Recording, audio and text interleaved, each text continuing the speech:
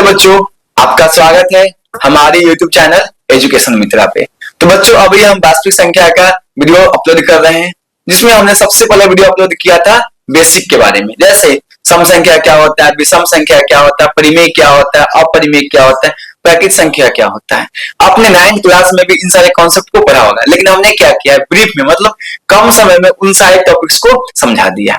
अब क्या करेंगे, इस टॉपिक में प्रश्नावली 1.1 को करने के लिए जो भी कॉन्सेप्ट की आवश्यकता होगी, जैसे यूक्लिड विभाजन, परिमेय, तो उसको हम समझेंगे कि यह क्या होता है और इस पे कुछ क्वेश्चंस करेंगे। उसके बाद हमने क्या किया है, एनसीईआरटी के क्वेश्चंस को किए।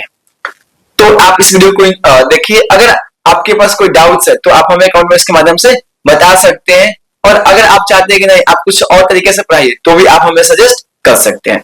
तो आई होप कि आपको वीडियो अच्छा लगेगा। तो बच्चों, इसके पहले वीडियो में हमने बेसिक्स ऑफ रियल नंबर देखा, मतलब वास्तविक संख्या को समझने के लिए हमें पहले से क्या क्या जानकारी होना चाहिए। उसमें हमने देखा परिमेय संख्या क्या होते हैं, अपरिमेय क्या होता है, भाज्य क्या होता है, अभाज्य क्या होता है, सम क्या होता है, विषम क्या होता है। अब हम देखते हैं एक्चुअल एक्सरसाइज 1.1। और हम एक्सरसाइज के क्वेश्चन करने से पहले हम क्या करेंगे, तो उस एक्सरसाइज को करने के लिए हमें किन किन कॉन्सेप्ट का जानकारी होना चाहिए उसके बारे में पहले जानेंगे। तो मेरा नाम प्रमोद कश्यप और मैं आप लोग को भी मैथ्स पढ़ा रहा हूँ। ये कहने के हम एनसीईआरटी को ही ध्यान में रखकर इस सीरीज को चला रहे हैं। तो चलिए हम देखते हैं क्या। तो इस चैप्टर को पढ़ने के लिए सबसे पहले क्या चाहिए, हमको यूक्लिड विभाजन परिमेय का नॉलेज होना चाहिए। ठीक है, उससे पहले हम चीजों को देखते हैं। अब देखिए, अगर हमको किसी भी दो संख्याओं का एचसीएफ और एलसीएम निकालना हो तो हमारे पास क्या विधि है, पहले हम उसको जानते हैं, जो हम क्या कहते हैं बचपन से करते आ रहे हैं। तो हमको अभी एचसीएफ निकालना है, एचसीएफ निकालें। मान लेते हैं यहाँ पास दो संख्या दिया हुआ है, एक दिया हुआ है 5 और एक दिया हुआ है 15। तो इसका हम एचसीएफ कैसे निकालते हैं, एक होता है हमारा 5 और 15। इस तरीके से क्या करेगा, सबसे छोटी संख्या जिसे वो करेगा क्या देगा 5, तो ये 5 से एक मध्य में कर जाएगा, ये एक और एक क्या जाएगा 3। अब कोई एक संख्या नहीं, दोनों को क्या कर सके, काट सके, एक के अलावा, एक से एक भी कट जाएगा, एक से 3 भी कट जाएगा। तो किसी से नहीं कटा तो क्या हो जाएगा 5, इसको क्या लिख देंगे हम 5 गुने 1 गुने 3। तो क्या हो गया, ये क्या हो गया इसका एलसीएम, क्या हो गया इसका एलसीएम। लेकिन हमने बात किया था क्या कि हमको क्या निकालना है, एचसीएफ निकालना है। तो एचसीएफ का क्या होता है, तो एक भाग में जिससे 5 15। अब हम क्या करेंगे, 5 को भाग देंगे 15 से, तो कितना मत में कट जाएगा, 3 होते हैं। यहाँ पे क्या हो गया 15। अब शेषफल क्या हो गया 0। तो जो यहाँ पे क्या होगा, ये क्या होगा, इसको बोलते हैं भाज्य, इसको बोलते हैं भाजक, इसको हम बोलते हैं शेषफल, और इसको हम क्या बोलते हैं भागफल। तो जो हमारा भाजक होता है वही क्या करता है हमारा एचसीएफ। तो इसका भाग कितना है 5, तो इसका एचसीएफ कितना हो जाएगा 5। अब देखिए इसमें एक रिलेशन होता है, भाज्य बराबर भाजक गुने भागफल प्लस शेषफल। इसको हम लिख देते हैं, भाज्य बराबर क्या होता है, तो भाजक गुने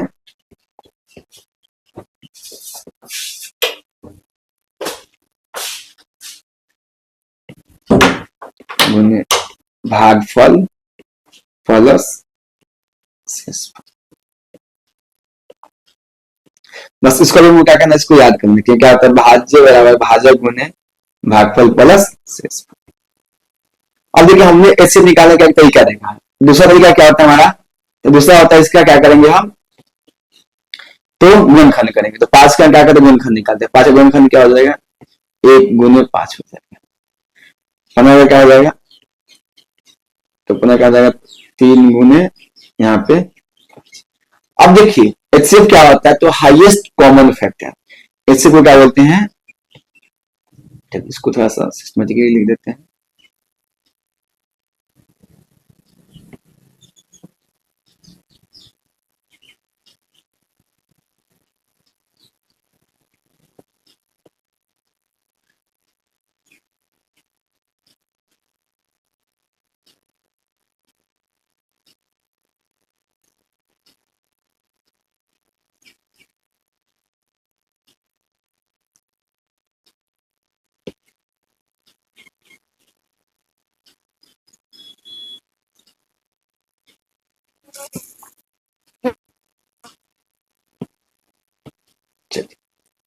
तो हम इसको यहाँ पे लिख दिखा जाएगा हमारा।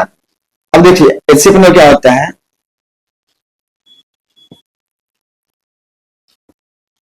HCF मतलब क्या होता है, highest, HIGST highest common factors. अब देखिए इसमें हाईएस्ट कॉमन फैक्टर मतलब क्या चाहिए, सबसे बड़ा इसका क्या चाहिए, कॉमन फैक्टर होना चाहिए, जो क्या करे, मतलब इसको बोलेंगे सबसे बड़ी संख्या जो दोनों को क्या कर सके, विभाजित कर सके। मतलब सबसे बड़ी संख्या, देखिए इसको क्या करता है, तो एक को भी पास करता है, एक जो है 15 को विभाजित करता है, लेकिन क्या है, बड़ी संख्या नहीं है, छोटी संख्या है। 3 जो है वो क्या करता है, 15 को विभाजित करता है, लेकिन 3 क्या करता है, 5 को नहीं करता है, तो ये नहीं होगा। अब देखिए 5 क्या है, तो 5 जो है वो 5 को भी करता है, 5 जो है 15 को, और इन सभी में से क्या है, सबसे बड़ी संख्या है। तो इसका HCF कितना हो जाएगा, HCF किसका किसका, तो 5,15 क्या हो जाएगा हमारा 5। HCF क्या होता है, हाईएस्ट कॉमन फैक्टर। तो ये हम क्या किया, हमारे पास 2 विधि होता है क्या, HCF निकालने का, एक भाग विधि और दूसरा क्या होता है, गुणनखंड विधि। अब देखिए यहाँ पे यूक्लिड विभाजन परिमेय का, तो ये भी क्या है, तो ये भी आपको HCF निकालने का ही तरीका बताता है, लेकिन ये तरीका क्या होता है हमारा, अलग होता है। जैसे हमने जो 2 विधि देखा था यहाँ पे, गुणनखंड विधि और एक भाग विधि, उससे क्या है, एक अलग है, लेकिन कहीं ना कहीं जो ये जो है वो भाग विधि से ही निकलेगा यहाँ पे, मतलब जो स्टेप वहां पे होगा वो भाग विधि से, इसको लिखने का तरीका क्या होता है, अलग होता है। अब वो बोलता है कि 2 धनात्मक पूर्णांक A और B दिए रहने पर ऐसी अद्वितीय संख्या Q और R विद्यमान है कि A बराबर BQ प्लस R।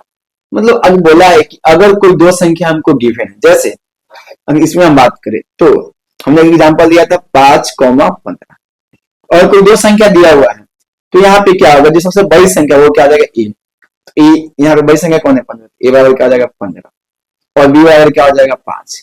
तो बात हमेशा याद रखना है कि A जो होगा वो क्या होगा, B के बराबर हो सकता है और B के बड़ा ही होगा। मतलब ऑलमोस्ट क्या होगा, जो भी हम केस लेंगे उसमें B क्या होगा, बड़ा ही होगा, बराबर भी हो सकता है। जैसे अगर हमारे 4,4 का हमको क्या निकालना है, HCF निकालना है, इसका HCF क्या हो जाएगा, 4 ही होगा। तो यहाँ पे क्या होगा, जो बड़ी संख्या है उसको मान लेंगे A और जो छोटी संख्या होगा वो B। अब क्या होगा, अगर यहाँ पे AB है तो यहाँ पे क्या हो जाएगा, A बराबर BQ प्लस R का क्या होगा, एक रिलेशन आएगा, A बराबर BQ प्लस R, जहां पे R क्या होगा, तो R हमेशा क्या होगा, 0 के बराबर या 0 से बड़ा होगा, लेकिन R क्या होगा, B से छोटा होगा। तो इस R की बात करें,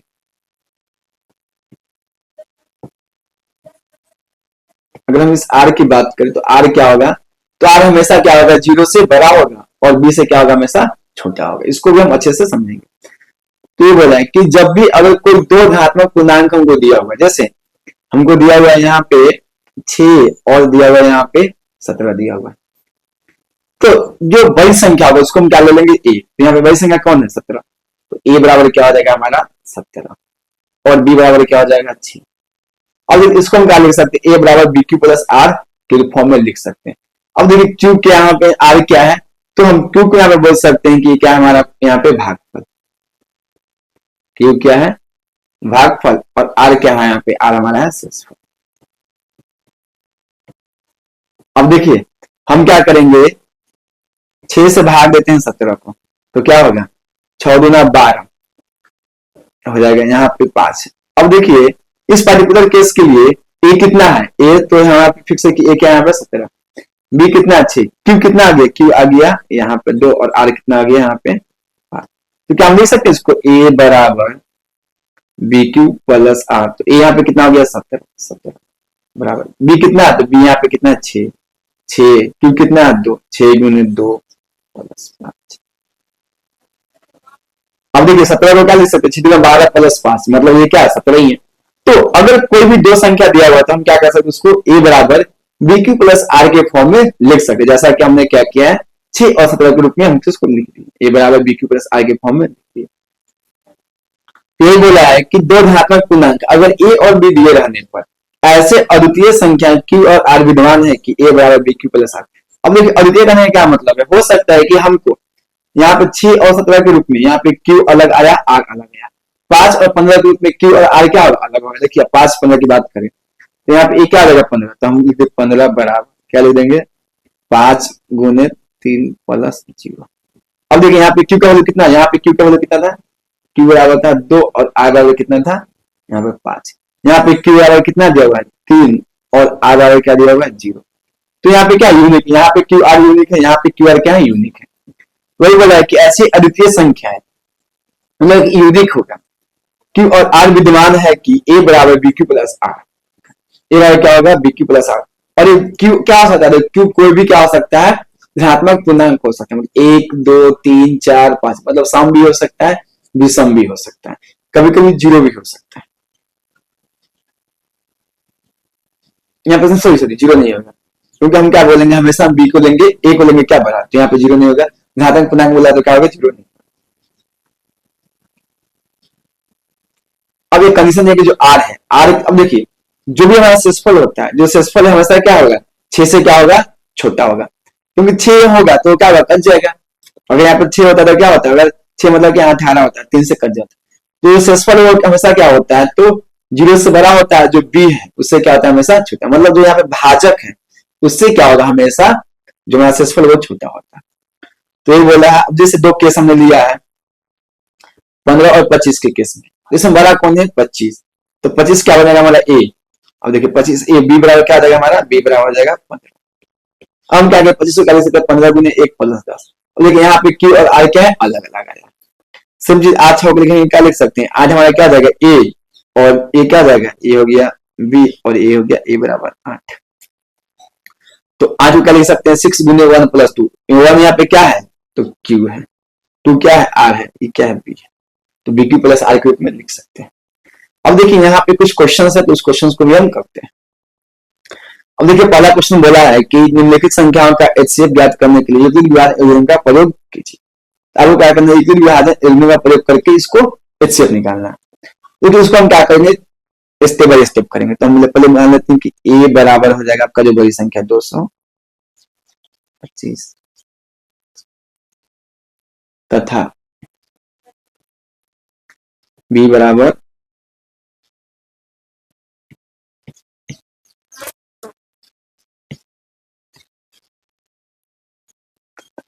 बी बराबर क्या आ जाएगा 135। और हम जानते हैं क्या होता है, तो ए बराबर क्या होता है बी क्यू प्लस आर, और आप लिख दीजिए इसको एक बार में जहां पे आर क्या होगा तो 0 से बड़ा है 0 के बराबर हो सकता है, लेकिन बी से क्या होगा हमेशा छोटा होगा।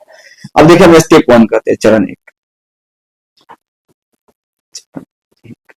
हम क्या करेंगे जो बड़ी संख्या है 225 उसको हम क्या करेंगे भाग देंगे किससे 135। तो हम क्या 135 इसको भाग देंगे, एक मत में आ जाएगा 135 और यहाँ पे क्या हो जाएगा 90। ये क्या हो गया स्टेप 1।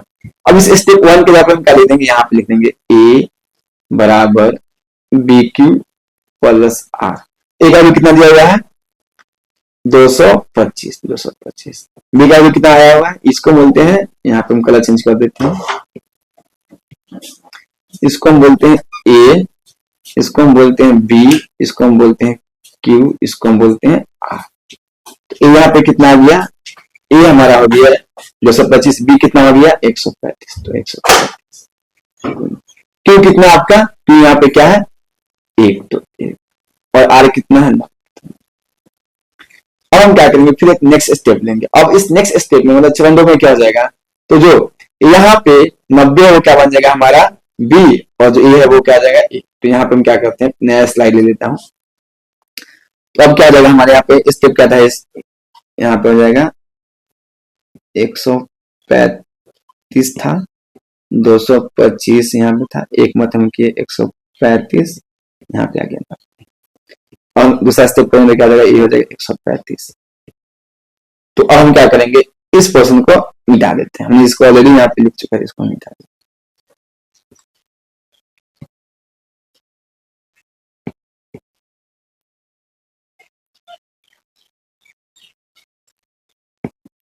अब देखिए जो यहाँ पे क्या हुआ 190, ये क्या रहेगा हमारा चरण 2। अब देखिए यहाँ पे ए क्या हो गया ए बराबर हो गया 135, बी बराबर हो गया 90 और की बराबर क्या हो गया 1 और आर बराबर क्या हो गया 45। इसको हम लिख देते हैं, यहाँ पे क्या हो जाएगा 135 बराबर 90 गुने 1 प्लस 45। देखिए आप एक चीज ध्यान दीजिएगा, जो आपका क्या होगा पहले का बी होगा वो क्या बनेगा आपका ए, और जो आर होगा वो क्या बनेगा आपका बी। ठीक है, अब देखिए फिर हम क्या करते हैं, चरण 3 लेते हैं, चरण 3। अब इसमें क्या हो जाएगा, अब जो हमारा क्या था पहले, जो हमारा बी था वो क्या बन जाएगा ए, आप ऐसे लिखते भी इसको 90, तो यहाँ पे क्या आ जाएगा 45 बटा 90, दो मत में कट जाएगा 45 गुना 90। अब फिर क्या हो जाएगा, इसके लिए ए बराबर क्या हो जाएगा, ए बराबर हो जाएगा 90, बी बराबर क्या हो जाएगा 45, की बराबर क्या हो जाएगा 2 और आर बराबर क्या हो जाएगा 0। जैसे ही हमारा आर 0 होगा हम क्या करेंगे, नेक्स्ट स्टेप करना छोड़ देंगे। तो यहाँ पे क्या आ गया, ए बराबर क्या 90, 90 बराबर क्या हो जाएगा 45 गुने 2 प्लस 0। अब देखिए जो हमारा यहाँ पे लास्ट का क्या होगा बी होगा, वही क्या हो जाएगा HCF। तो आप लिख सकते हैं कि यहाँ पे HCF किसका किसका, तो 135 कॉमा 225 बराबर क्या लिख दिए इसको, एक बन गया आपका आंसर। क्या हमको एग्जाम में इस तरह का लिखना है, नहीं, कोई जरूरत नहीं आपको अलग से कैलकुलेशन इस तरह का जो चीज है उसको लिखने के लिए। आप क्या कीजिएगा, बस आपको ये स्टेप लिखना है उसका HCF, क्योंकि ये क्या आएगा 2 मार्क्स के क्वेश्चन आएंगे, तो कोई आवश्यकता नहीं। अब देखिए नेक्स्ट क्वेश्चन हमारा आ जाता है 196 और 2820, तो इसको हम नेक्स्ट क्वेश्चन में ले लेते हैं ताकि क्या उसको आसानी से हम कर सके। तो हम नेक्स्ट क्वेश्चन की बात करते हैं, क्या है दूसरा क्वेश्चन है 196 और 38,220। अब देखिए ए बराबर क्या हो जाएगा, ए बराबर हो जाएगा 38,220 और बी बराबर क्या हो जाएगा 196। अब देखिए आप इसको डिवाइड कीजिएगा तब इसको कैसे लिख सकते हैं, 38,220 को भाग जाएगा 196।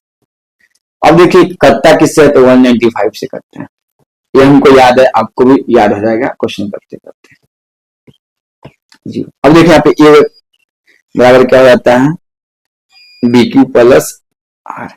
अब देखिए इस क्वेश्चन के लिए आपका क्या है, ये यहाँ पे क्या हो जाएगा, ये होगा ए, ये आपका क्या हो गया बी, ये आपका क्या हो गया क्यू और ये क्या हो गया आपका आर। तो ए बराबर क्या हो जाएगा 38,220 को 200, बी का भी कितना है 196, क्यू कितना है 195, आर कितना है 0, यही क्या हो गया आपका ये हो गया। अब देखिए लास्ट का बी कितना 196, तो यहाँ पे क्या आ जाएगा 196 कॉमा 38,220, यहाँ पे लिख दीजिए HCF, कितना हो जाएगा 196, ये क्या होगा आपका आंसर हो गया 196, दोनों का HCF। अब एक लास्ट क्वेश्चन हमारा है वो क्या है, हमारा तीसरा नंबर क्वेश्चन है 867 और 255। अब देखिए ए क्या हो जाएगा हमारा, तो ए बराबर क्या हो जाएगा 867, बी बराबर क्या हो जाएगा 255। और हम क्या करेंगे भाग ही देंगे, तो भाग दे देते हैं इसको, 255 को हम भाग देते हैं किससे 867 से। यहाँ पे हम लिख देते हैं ए बराबर बी क्यू प्लस आर।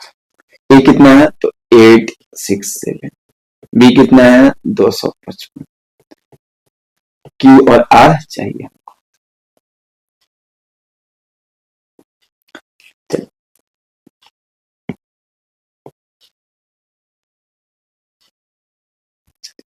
अब हम क्या करेंगे, इससे भाग देंगे तो कितना मिलेगा 3 मरते में कटेगा, कुछ 3 मरते में करते हैं, तो 5 दिए 15 के 5 हासिल, 1 5 दिए 15 के 16 के 6 हासिल, 1 5 दिए 15, 3 में 6 1 7, क्या आ जाएगा 765। अब देखिए आप इसको करेंगे क्या आ जाएगा आपको, यहाँ पे 7 में से 5 जाएगा तो 2, सिली मिस्टेक, 7 में से 5 जाएगा तो क्या जाएगा 2, 0 में जाएगा तो बच जाएगा 6 में 6 0 और 8 में से 7 जाएगा तो 1, अब ये क्या होगा, मेरे पास स्टेप यहाँ पे कंप्लीट हो गया। हम लोग क्यू कितना आ गया, क्यू आ गया 3, आर कितना आ गया 102। क्यू की जगह क्या लिख देंगे 3 और आर की जगह पे 102। अब सेकेंड स्टेप ए क्या बन जाएगा हमारा, ए बन जाएगा ए 255, ए क्या बन जाएगा बी तो 102। फिर हमको क्यू चाहिए, फिर हमको क्या चाहिए आर चाहिए। इसको हम क्या कर सकते हैं, इसी में हम करना तो हम क्या करेंगे यहाँ से, अब यहाँ पे 255 को लिखेंगे।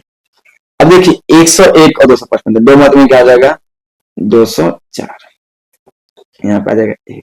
तो ए क्या होगा आपका बी, क्यू कितना आ गया 2, आर कितना आ गया 51। फिर हम निकाल देंगे ए क्या बनेगा हमारा ए तो 102, ये क्या बन जाएगा 51। गुने देखते हैं कितना होगा, प्लस देखते हैं सक्सेसफुल कितना 51 102। 51 गुना क्या होता है 102, 51 गुना क्या हो जाएगा 102 जीरो। अब क्या हो गया यहाँ पे क्यू कितना है 2, आर कितना गया 0।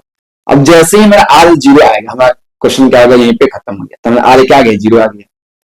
तो जैसे ही मेरा आर क्या हो जाएगा 0 आ गया, यहाँ पे आर 0 हो गया, तो जो यहाँ पे बी होगा वही क्या हो जाएगा HCF। तो HCF किसका किसका 867, 255 बराबर क्या हो जाएगा 51। तो ये क्या हो गया, हमने 3 क्वेश्चन जो था वो तीनों क्वेश्चन को हमने कंप्लीटली कर लिया। अब देखते हैं नेक्स्ट क्वेश्चन क्या कर रहा है। चलिए नेक्स्ट क्वेश्चन बोल रहा है कि दर्शाइए कि कोई धनात्मक विषम पूर्णांक, कोई भी धनात्मक विषम पूर्णांक 6q+1, 6q+3 और 6q+5 का रूप का होता है। अब देखो इसको समझने के लिए कहीं ना कहीं आपको समझना होगा कि सम का क्या रूप होता है, विषम का क्या रूप होता है। तो इसको समझना, देखिए कोई अगर सम संख्या है,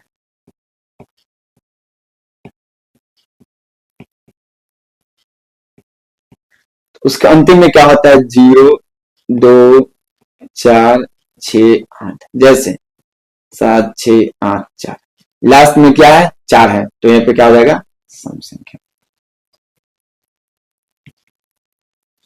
अगर कोई विषम संख्या है,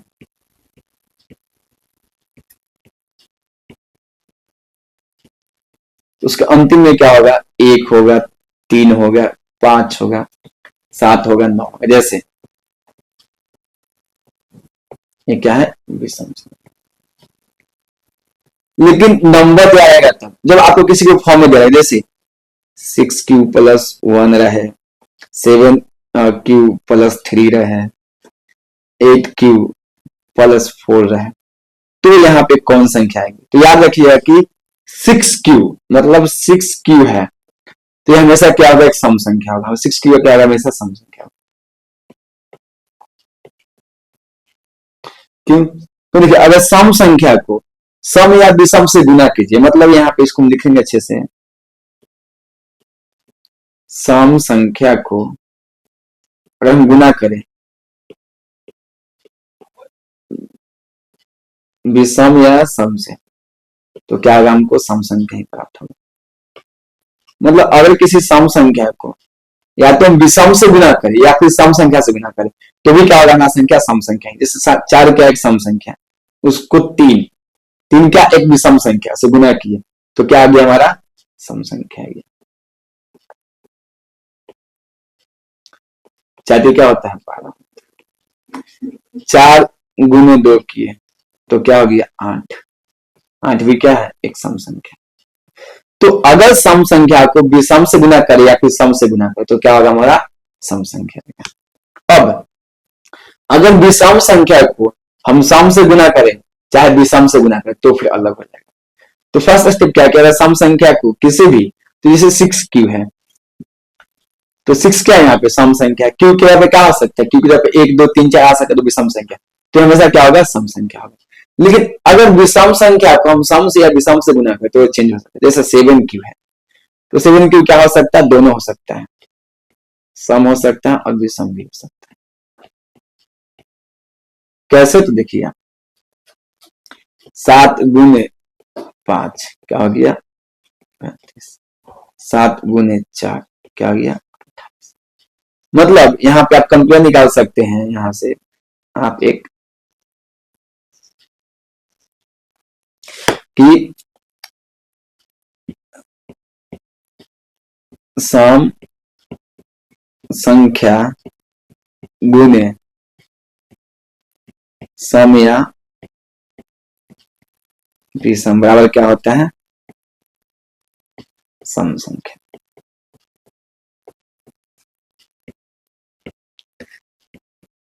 विषम संख्या गुने सम या विषम, तो क्या आ जाएगा? दोनों आ सकता है, सम भी आ सकता है और विषम भी आ सकता है। इसका एग्जाम्पल देख लेते हैं। 7 गुने 4 बराबर 28, जो क्या है? एक सम है। 7 गुने 5 क्या है? 35, जो क्या है? विषम संख्या। इसको हम लिख सकते हैं विषम गुने विषम बराबर क्या आ जाएगा? विषम। इसको क्या लिखिएगा? तो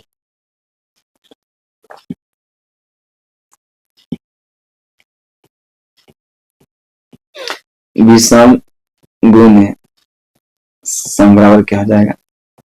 सम संख्या।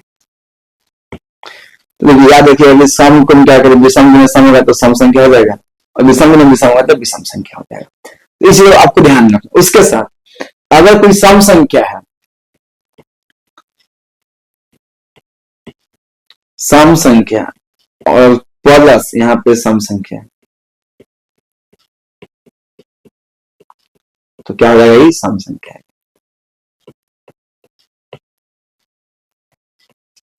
अगर सम संख्या है और उसमें हम कर रहे हैं विषम से को ऐड करें तो क्या होगा? हमेशा विषम है। एग्जाम्पल देख लेते हैं। 2 क्या है? एक सम संख्या, 1 क्या है? एक विषम संख्या है, तो क्या आ गया? 3 आ गया। 4 क्या है? सम संख्या। 2 क्या है? सम संख्या, क्या आ गया? 6। 6 क्या है? एक सम संख्या। तो अब क्या करते हैं? हम क्वेश्चन करते हैं। तो देखिए यहाँ पे 6 Q plus 1, 6 Q plus 3, 6 Q plus 5 है। तो ऐसा लग रहा है कि ए बराबर बी क्यू प्लस आर के फॉर्म में। अब ए नहीं दिया तो हम एक जगह पे ए लिख लेते हैं।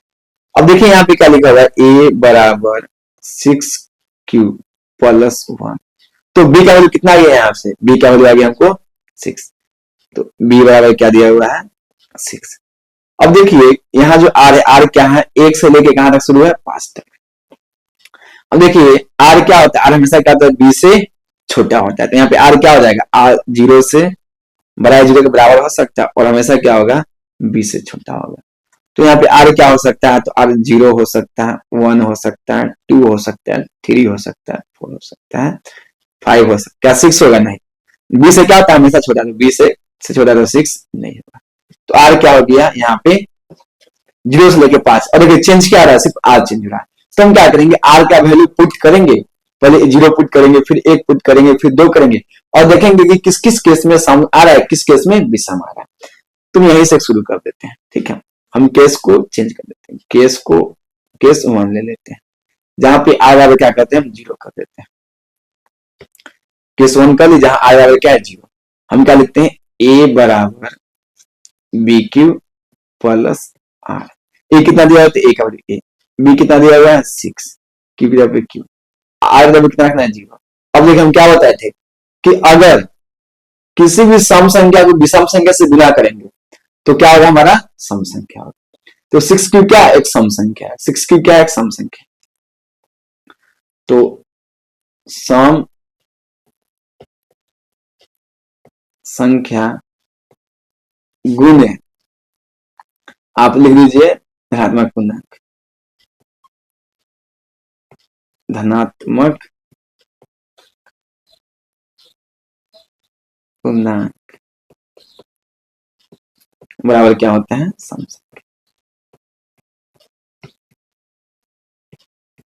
आप इसको लिख सकते हैं। सम संख्या क्या लीजिए? 6 क्यू, और ए को यहाँ पे क्यू क्या लिख सकते हैं? आप कुछ भी लिख सकते हैं यहाँ पे। तो हमको तो 6 क्यू प्लस 1 ही लिखा है, तो 6 क्यू पे आप एम भी लिख सकते हैं, कोई दिक्कत नहीं। तो ये क्या हो गया? हमारा इक्वेशन। और एम क्या हमारा है? तो एम क्या है? 6 क्यू। क्या हम लिख दिया? एम। और ये क्या है? सम संख्या है। क्या है ये? एम क्या है? सम संख्या।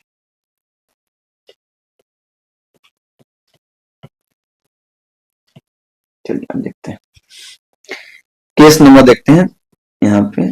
तो यहाँ पे आ बराबर क्या मान लेंगे 1, तो ए बराबर क्या हो जाएगा बी क्यू प्लस आर, ए की जगह पे ए, बी की जगह पे 6 क्यू प्लस आर की जगह पे 1।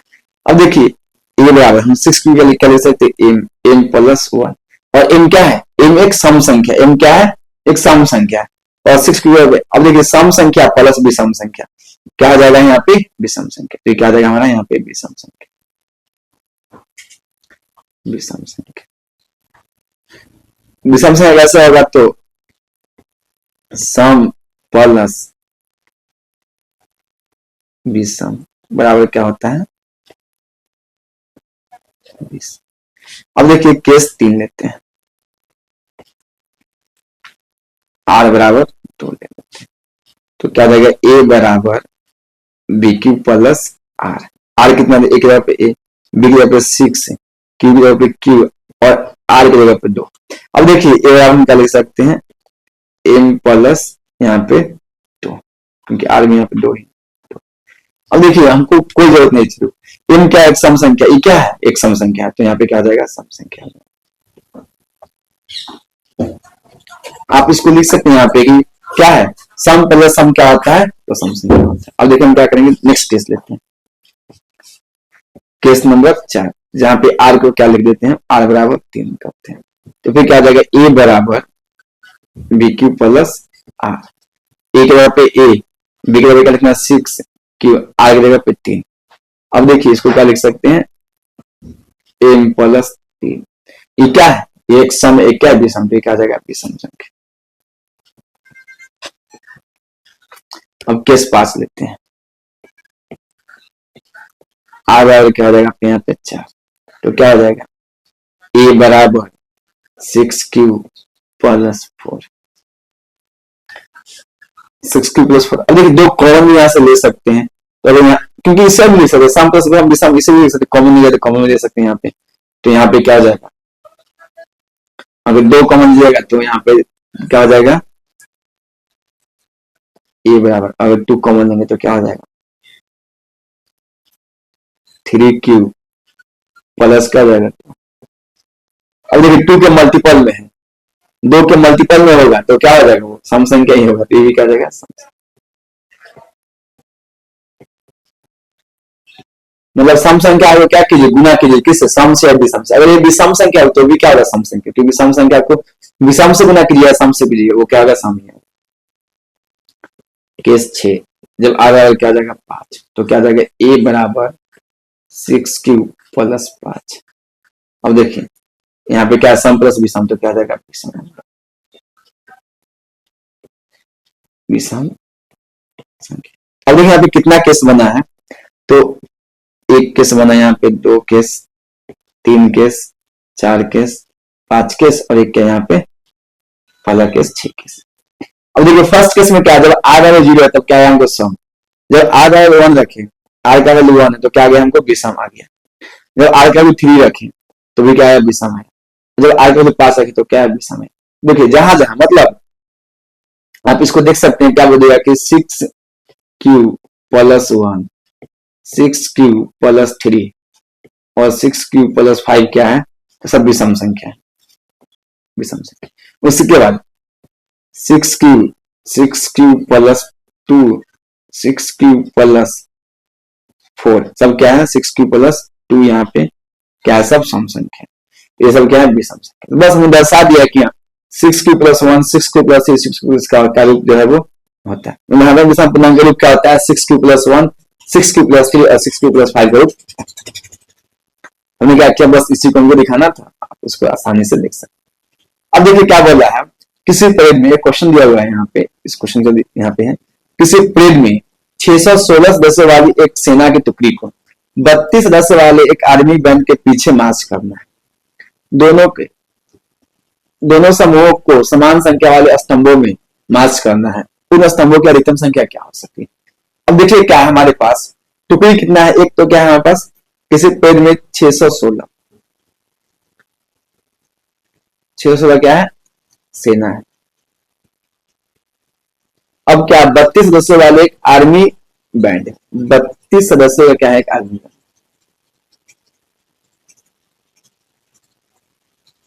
अब देखिए लोग क्या है, 32 को यहाँ पे से 16 को। अब बोला है कि हमको क्या करना है कि दोनों को इस तरीके से इसको अरेंज करना है कि क्या हो, अधिकतम संख्या हो, लेकिन क्या हो, पूरा वो क्या हो, स्तंभों की संख्या क्या हो, अधिकतम हो, और क्या वो समान। मतलब दोनों को क्या करना हो, समान समान। जैसे मान लेते हैं कि आपके पास 10 रोटी है और मेरे पास क्या है, 4 रोटी है। ठीक है, हम चाह रहे हैं कि इसको क्या करें, हम इसको लाइन में लगाएं। क्या करें, लाइन में इसको लगाएं, ताकि क्या हो कि 10 रोटी भी एडजस्ट हो जाए और 4 भी क्या एडजस्ट हो जाए, और जो हमारा क्या हो, समान रुको। मतलब जो स्तंभ होगा वो क्या होगा, समान हो। तो आप क्या कीजिएगा, तो देखिए आप क्या कीजिएगा, दो दो रोटी का क्या कीजिएगा, आप लाइन बनाइएगा। कितना का, दो दो रोटी का, एक रोटी, दो रोटी, तीन रोटी। अब देखिए ये 4 क्या होगा, इसमें एडजस्ट हो गया। अब इसका 10 रोटी है, तो क्या हो जाएगा, फिर यहाँ पे इसी लाइन में क्या कीजिएगा, इसका एक, फिर इसका एक, इसका दो, इसका तीन, इसका इस तरीके से। अगर आप तीन तीन का रोटी बनाइएगा, चलिए तीन का बनाइएगा, तो एक, दो, तीन। अब ये लाइन क्या हो गया, खाली। इसका रोटी खाली हो गया और ये लाइन भी क्या हो गया, बचा हुआ। तो ऐसा नहीं हो सकता। अब कहेगा कि एक का, तो एक हो सकता है लेकिन एक अधिकतम नहीं है। एक का बना दीजिएगा आप, एक बनाएगा, फिर दो, यहाँ पे तीन होगा, फिर चार, वैसे कैसे। लेकिन एक क्या अधिकतम नहीं है, यहाँ पे क्या वाला है, अधिकतम।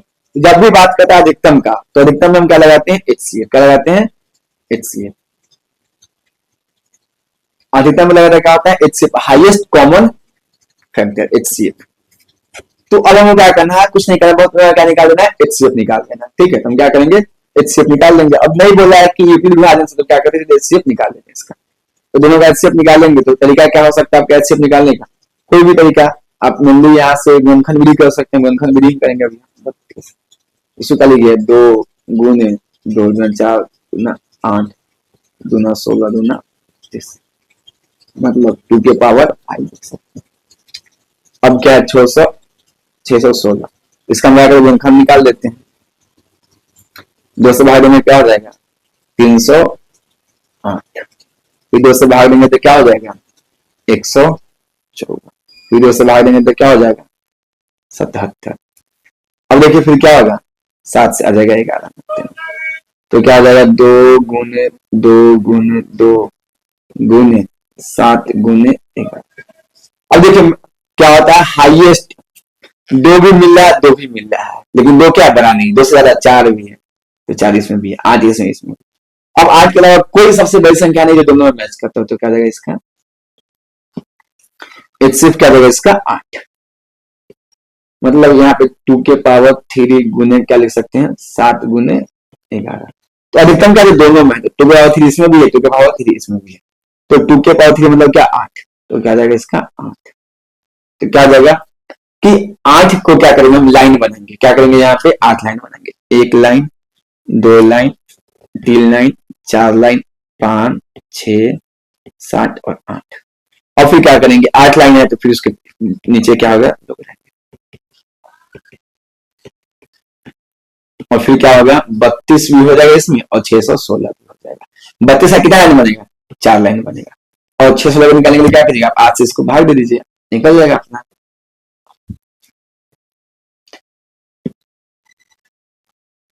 कितना लाइन होगा, तो लाइन की बात की जाए तो इसका 4 लाइन होगा, इसको इतना से भाग देगा तो कितना लाइन होगा भी आप आराम से निकाल सकते हैं। चलिए ये क्वेश्चन क्या हो गया हमारा, कंप्लीट हुआ। अब देखते हैं नेक्स्ट क्वेश्चन। नेक्स्ट क्वेश्चन क्या बोल रहा है कि यह दर्शाइए, इतनी विभाजन प्रमेय का प्रयोग करके दर्शाइए कि धनात्मक पूर्णांक का वर्ग, मतलब कोई धनात्मक पूर्णांक का वर्ग जो है वो किसी पूर्णांक m के लिए 3m या 3m+1 का रूप होता है। तो यह बोला, चलिए इसको हम क्या करते हैं, सॉल्व करते हैं। तो मेन क्या है, यहाँ भी वही करना है, बस यहाँ पे थोड़ा सा कॉन्सेप्ट क्या होगा, चेंज होगा। तो हम वो भी देख लेते हैं।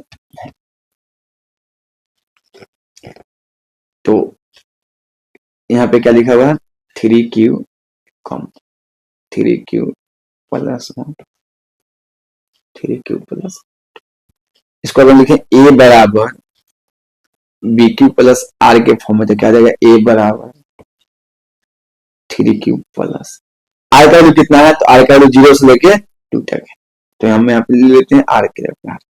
अब देखिए आर क्या होगा, 3 से क्या होगा, हमेशा छोटा होगा, तो आर क्या हो सकता है 0 के बड़ा होगा, और आर क्या होगा 20 से छोटा। अब यहाँ पे कितना 3, तो आर क्या होगा 0 से बड़ा होगा, 3 से क्या होगा छोटा होगा, तो मतलब आर बराबर क्या हो जाएगा 0 1 2। अब यहाँ पे कितना केस बनेगा, 3 केस बनेगा। एक बार हम क्या करेंगे आर को 1 लेंगे, एक बार क्या करेंगे आर को 0, और एक बार क्या करेंगे आर को 3 करेंगे। तो उसको हम क्या करते हैं, सॉल्व करते हैं प्रश्नानुसार। यूक्लिड विभाजन, यूक्लिड विभाजन प्रमेयिका से। अब क्या बोला है कि ए बराबर बी क्यू प्लस आर, हम केस 1 ले लेते हैं।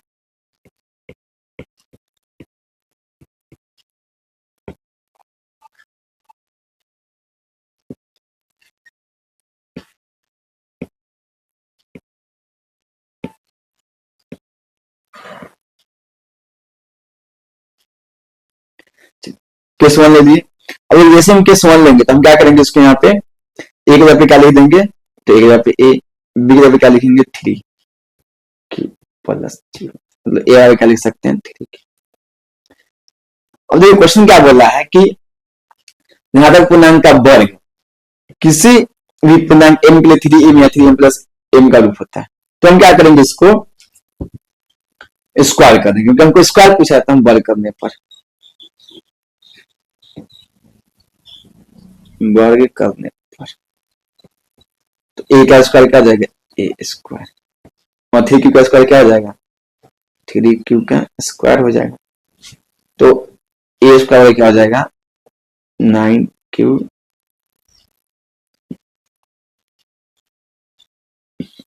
9 क्यू स्क्वायर।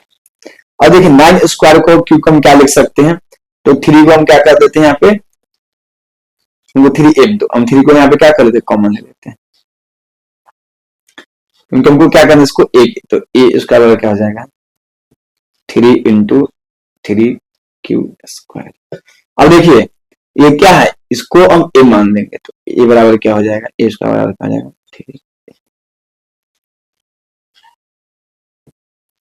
3 क्यू स्क्वायर बराबर हम क्या मान लिए, तो क्या 3m के फॉर्म में आ गया। देखिए ये क्या 3 क्यू स्क्वायर क्या है, तो 3 क्यू स्क्वायर यहाँ पे क्या हो सकता है, कुछ भी हो सकता है, 3 क्यू स्क्वायर यहाँ पे क्या हो सकता है, तो यहाँ पे क्या बोला है कि m क्या पूर्णांक है, अभी क्या होगा पूर्णांक m क्या होगा पूर्णांक, m बराबर पूर्णांक कुछ भी हो सकता है, 3 क्यू स्क्वायर क्या माने m मान पूर्णांक। अब देखिए एक आ गया 3m के रूप में, तो यहाँ पे इक्वेशन 1 दिया, मतलब हमने क्या किया दिखा दिया। अब लिखते हैं केस 2।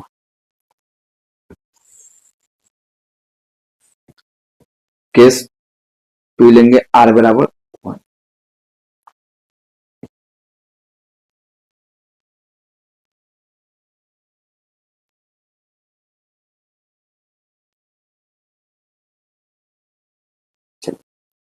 तो आगे क्या लेते हैं 1, तो क्या आ जाएगा ए बराबर 3 क्यू प्लस 1, हम क्या करते हैं वर्ग कर देते हैं, मतलब वर्ग करने पर, तो ए का क्या आ जाएगा ए स्क्वायर, और क्या आ जाएगा 3 क्यू प्लस 1 का स्क्वायर, ए स्क्वायर बराबर। अब देखिए 3 क्यू का स्क्वायर क्या आ जाएगा 9 क्यू स्क्वायर, 1 का स्क्वायर 1 प्लस क्या हो जाएगा 6 क्यू। ठीक है, अब क्या करते हैं हम, इस 6 क्यू हो गया तो इसको लेते हैं ए स्क्वायर, अब यहाँ पे क्या कर देते हैं 9 Q square plus 6 Q plus 1 ए स्क्वायर, 3 कॉमन ले लेंगे, तो क्या हो जाएगा 3 Q square plus 2 Q plus 1। अब इतना को हम क्या मान लेंगे m मान लेंगे, m क्यों मानेंगे, क्योंकि m क्या होता है पूर्णांक, तो हम m किसी को भी मान सकते हैं।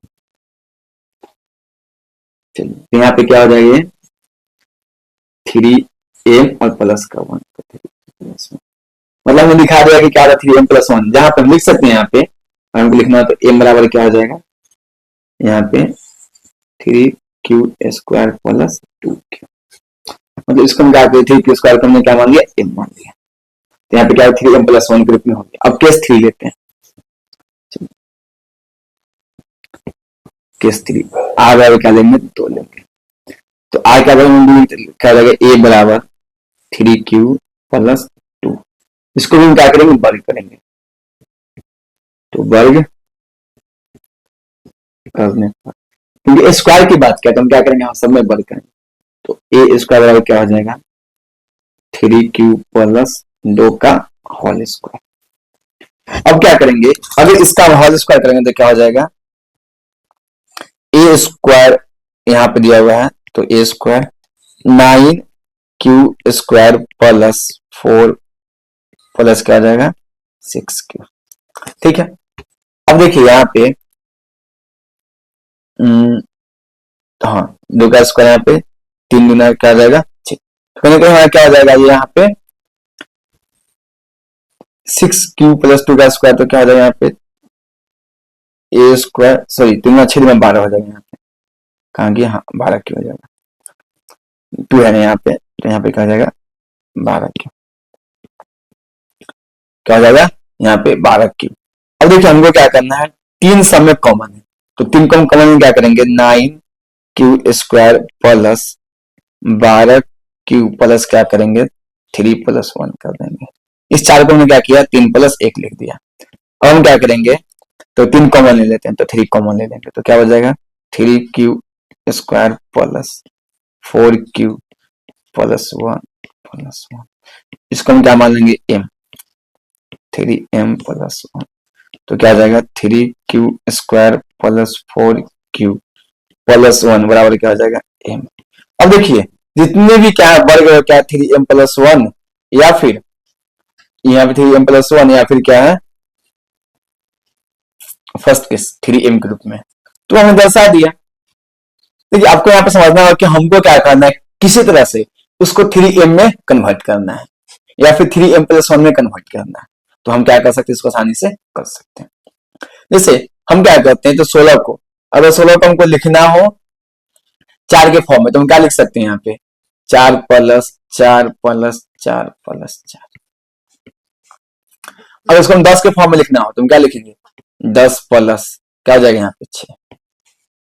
तो हमको ऐसा चाहिए, इसलिए हमने क्या किया, इसको सबको इस तरीके से अरेंज किया है। और देखिए हमारा एक लास्ट क्वेश्चन आ जाता है हमारा कि पूर्णांक का घन कितना। तो सेम चीज भी क्या बनेगा, सेम तरीके से ही बनेगा। तो इसको हम क्या कहते हैं सब। अब देखिए यहाँ पे m क्या है, तो यहाँ पे इसको हम लिखे a बराबर बी क्यू प्लस आर।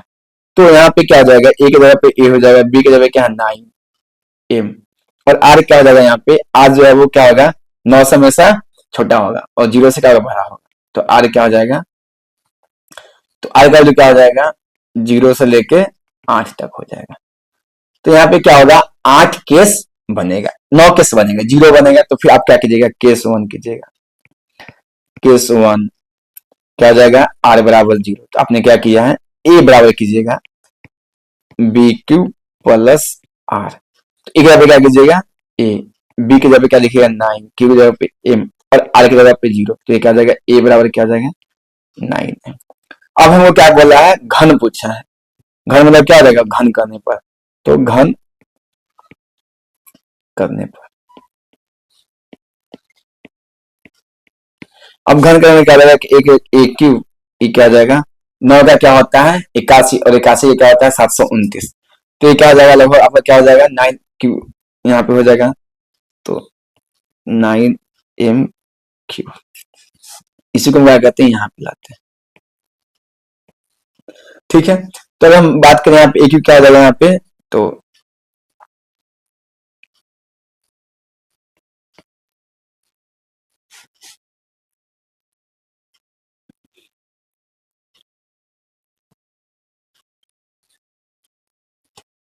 यहाँ पे क्या था 9m है ना, हाँ। तो यहाँ पे 9 9 81 और 81 गुने क्या करते हैं हम यहाँ पे 9 करते हैं, 9 का 9 हो जाएगा बस बात, क्या जाएगा 729 एम क्यू। अब देखिए इसको हमको लिखना कहने कि 9m के फॉर्म में, तो इसको कैसे लिख सकते हैं, तो यहाँ पे ए क्यूब को जगह हम क्या करिए ए क्यूब कर दिए और फिर इसको हम क्या लिखिए 9 को हम कॉमन ले लिया फिर क्या लिख दिए 81 एम क्यूब। अब इस एम क्यूब को क्या मान लीजिए ए क्यूब बराबर क्या मान लीजिए इसको 9 और यहाँ पे लिख देंगे कि क्या हो जाएगा एम बराबर क्या हो जाएगा 81 एम क्यूब। फिर इसी तरह से हम क्या किए यहाँ पे अब देखिए 9 एम है एम क्या है यहाँ पे एम क्यूब और फिर हम क्या करेंगे यहाँ पे एक केस दो लेंगे जहाँ पे आर क्या हो जाएगा 1 तो यहाँ पे क्या जाएगा ए बराबर 9m + 1। अब इसका हमें क्या करना होगा घन करना होगा इसका क्या करना होगा घन करने पर तो हम क्या करते हैं इसका घन हम करते हैं तो क्या हो जाएगा ए बराबर क्या हो जाएगा यहाँ पे 9m + 1 का होल क्यूब। अब देखिए a + b का होल क्यूब आपको याद नहीं होगा तो फिर क्या हो जाएगा नहीं बनेगा। ये क्या कर सकते हैं a + b का आपको क्या करना होगा होल क्यूब तो ये क्या होता है a cube + b cube + 3a² b plus क्या होता है 3ab²। अब वो क्या करना होगा इस तरीके से इसको सब की जगह आप क्या हो जाएगा बन जाएगा। तो इसको क्या करना आप खुद से कंप्लीट कर सकते हैं इसमें कोई दिक्कत नहीं है। इतना स्टेप होगा बता दिया 9 स्टेप होगा आपको हर जगह पे क्या करना इस फॉर्मूला को लगा के क्यों करना होगा और कोशिश कीजिए कि आप क्या कीजिए इसको 9m + 1 या फिर 9m + 1 के रूप में क्या होता है इस तरीके से आप इसको दिखा सकते हैं। तो कहने का ये एक्सरसाइज जो क्या हुआ खत्म हो गया लगभग 50 मिनट के आसपास हमने क्या किया इस एक्सरसाइज को बहुत अच्छे से कर दिया। तो फिर हम मिलेंगे एक नेक्स्ट एक्सरसाइज में और उससे पहले हम क्या करेंगे कॉन्सेप्ट जिससे हमने क्या किया अभी हमने पहले कॉन्सेप्ट भी देखा एक्सरसाइज क्वेश्चन भी किया तो ऐसे हम क्या करेंगे आने वाली वीडियो में भी सेम तरीके से पढ़ाई करेंगे। तब तक के लिए स्टे मोटिवेटेड कीप लर्निंग जय हिंद।